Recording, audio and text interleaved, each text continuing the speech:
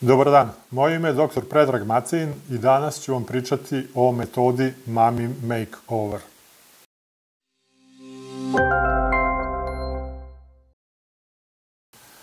Sve češće nam putem društvenih medija i mreža stižu pitanja o metodi Mami Makeover. Šta ona predstavlja i šta se sve tu radi.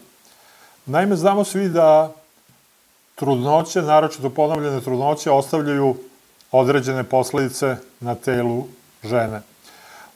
Ukoliko dođe do nekih nepravilnosti i nezadovoljstava svojim izgledom nakon trudnoće, može se predložiti i uraditi Mami Makeover, koji u stvari predstavlja nekoliko operacija koje su spojene u jednu i tada se štedi i vreme, štedi se i novac i sve se uradi u jednom aktu.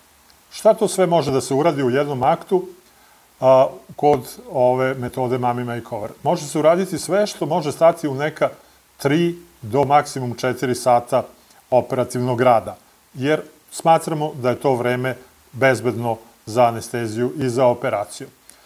Mogu se uraditi grudi, može se uraditi stomak, može se uraditi liposukcija i možda još neka metoda koja se ređe radi, ali eto, pristupamo svakoj pacijentkinji individualno.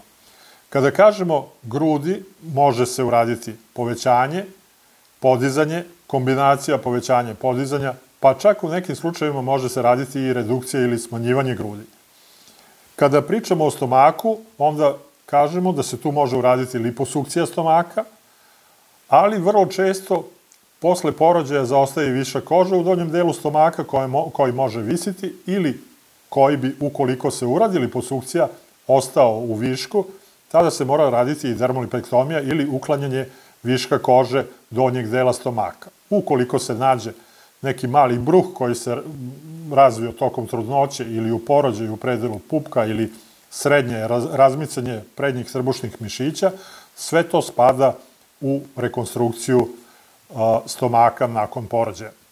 I tu su još liposukcija sa određenih delova tela gde je zaostalo masno tkivo u višku, izvlači se masno tkivo, u nekim slučajevima se to masno tkivo može centrifugirati i vratiti u određene delove tela kao što je, na primjer, zadnjica, i tada tu metodu nazivamo Brazilian butt lift, uvećanje zadnjice, ili popularno BBL. Ostale metode su stvarno onako po nekom posebnom planu za svaku pacijentkinju može da se isplanira sve što može da stane unutar 3 do 4 sata. Vreme za ovu operaciju je 3 do 4 sata, jer smatramo da je to bezbedno vreme i to je onda taj jedan jedini akt kada se sve to uradi u toj istoj anesteziji, istoj operaciji. Anestezija je opšta, za nju treba uraditi određene pripreme, vađenje krvi, EKG i još neke dodatne analize, ukoliko treba. Posle operacije noći ćete kod nas na klinici, dobit ćete određene steznike, da li je to grudnjak, steznik za stomak ili za noge, to već zavisi od toga šta je urađeno. Imaćete drenove ili ne, zavisi opet od toga koje vrste operacije su rađene kod svake pacijentkinje, je to individualno.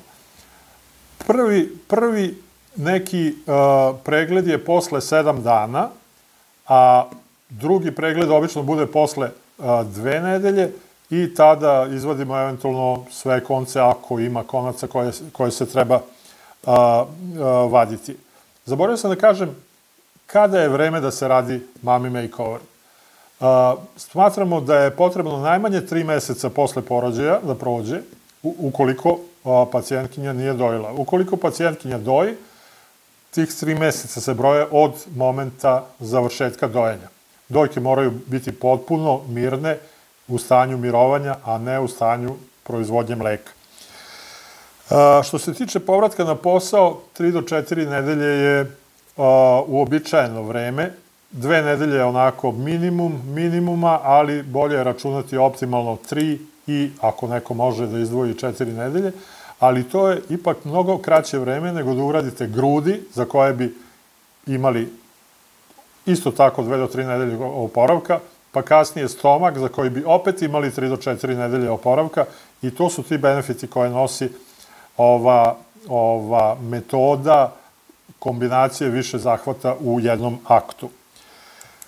Što se tiče povratka u teretanu, predlažemo ili zahtevamo prvih mesec dana potpuno mirovanje, u drugih mesec dana polagano vraćanje u formu, tako da posle 2 meseca pacijentkinja bi trebalo da bude u istoj formi u kakvoj je bila i pre dolaska na ovu operaciju.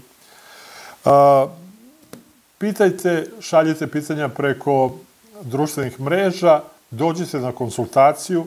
Konsultacije su kod nas besplatne. Na tim konsultacijama razgovaramo o onome što vi želite i onome što može da se uradi. Pravimo plan operacije, zakazujemo operaciju, uradimo sve pripreme koje trebaju, dolazi dan operacije i tada posle intervencije dobijate jedno novo telo, ono vraćeno u, što bi rekli, fabrička podešavanja, onako kako je bilo i pre trudnoće.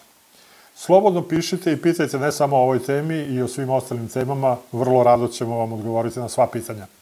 Hvala puno na pažnji.